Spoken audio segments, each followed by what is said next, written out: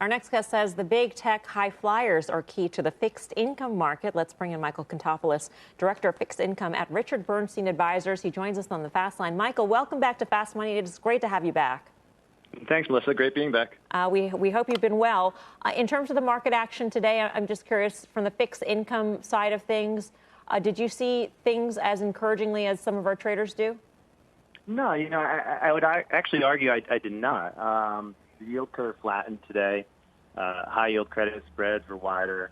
There was definitely some stresses in the credit market. Nothing to get too worked up about, but we certainly saw weakness that, is percolating into the credit markets. And I think, it's going to be hard for the equity market to really to rally substantially without credit support, and vice versa. I think you're going to likely see wider spreads with lower equities. And so today wasn't necessarily a surprise that you had high yield weakness and a flatter yield curve, but certainly I wouldn't say it was a great day for the fixed income space.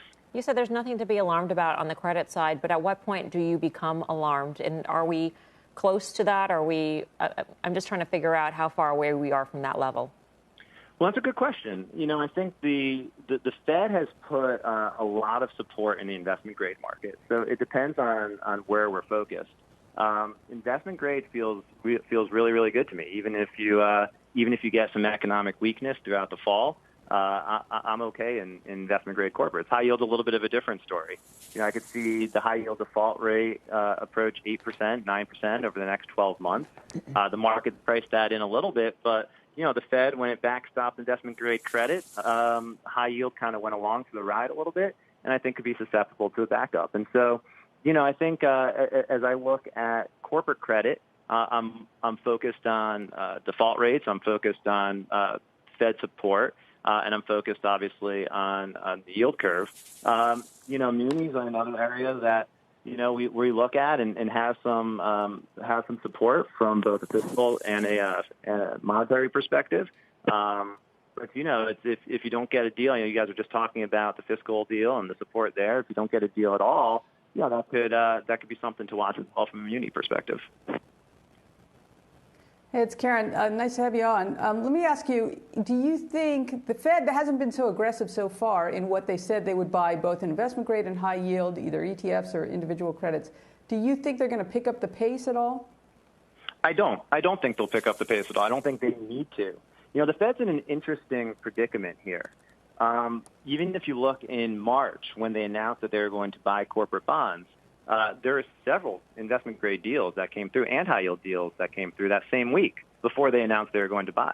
So I would argue if you're a large public company, you had a massive gift from the Fed that maybe wasn't necessary, quite frankly. And all it really did was allow the Apples of the world and sort of the higher-quality companies with tremendous free cash flow to borrow at near-zero interest rates. But you see it on the equity side, too. It's what we've seen on the IPO side. Access to capital is not the issue if you're a large public company. The problem, and so there's no reason to buy corporate bonds. The problem, as I see it for the Fed, is taking all of this liquidity in the system and getting it to Main Street. And how does that happen? So far, they haven't been successful. They talked about the Main Street program today and, $2 billion of loans out of several hundred billion out there to be done.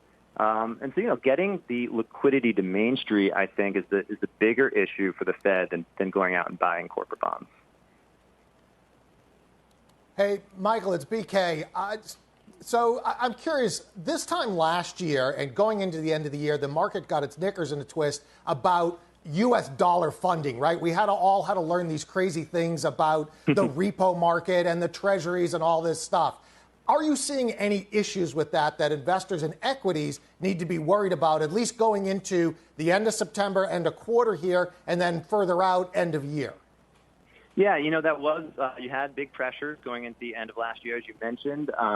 My former colleagues at Bank of America did a great job actually making that call very early in the year. This year, we don't see as much pressure on the funding side going into year end.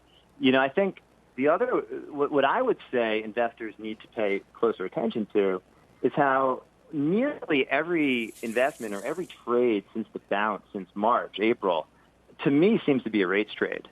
And so as I'm thinking about portfolio allocation, whether that be, investing in tech because of the long duration aspect of technology, whether it be investing in banks and the rate component of a bank trade, whether it be gold and sort of the real rate component of gold trade, whether it be investment grade corporates and the Fed support there, all of these trades are effectively rates trades.